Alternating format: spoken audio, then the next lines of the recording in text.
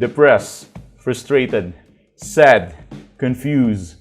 You want answer. Let's talk. Give me a message sa page ko sa Philippine Dating Coach and you can have one-on-one coaching with Coach Baze, your dating coach. Just please subscribe to my channel and hit the bell button. Kapag ang isang bagay wala siyang thrill, madali siyang iwanan, madali siyang kalimutan. At bakit ba dumarating sa punto na ang ex mo iniiwan ka?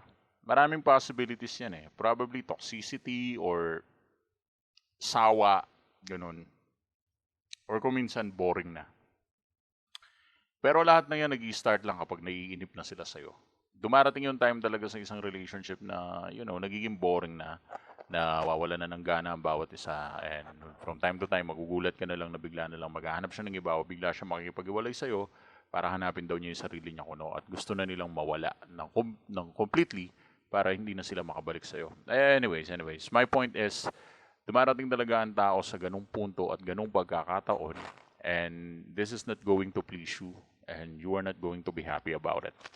Pero of course, gusto ko rin kayong bigyan ng sapat na wisdom kung bakit ba sa mga ganitong pagkakataon, mas better na lang na pabayaan nyo sila at huwag nyo silang habulin versus dun sa gagawa pa kayo ng paraan to settle these things down. First of all, kaya kayo niwalayan yan dahil sa boringness eh. Boring ka, wala kang thrill, wala kang dating, and psychologically, it's kinda, a piece of shit. It's just a waste of time. And because of that feeling ngayon, feeling hari sila, they're not interested in coming back. At ngayon, dahil ikaw, lalo ka naghahabol, lalo mong binababa yung value mo, the more na naghahabol ka, the more na gumagawa ka ng paraan just to fix things, the more na mas nagmumukha kang kawawa-awa. And right now, what you wanted to happen is gusto mo na maghabol sa'yo ang ex mo at gusto mong gumawa siya ng paraan just to chase you. Simple lang yan. Kung wala kang pangil, kung wala kang thrill, walang hahabol sa'yo. Kailangan mong patunayan sa ex mo na may thrill ka pa din at the end of the day. Kailangan mong iparamdam sa kanya na, hoy boy, hoy girl, meron pa rin akong thrill. Ako pa rin yung meron thrill na kayang mag-provide ng anxiety sa utak mo upang gumawa ka ng paraan para habulin ako. May thrill pa rin ako. I'm better than this one and I'm better than that. Ngayon kung may thrill ka, sila na yung mismo gagawa ng paraan just to chase you. It's like watching movies. Di ba lagi ko naman sinasabi to?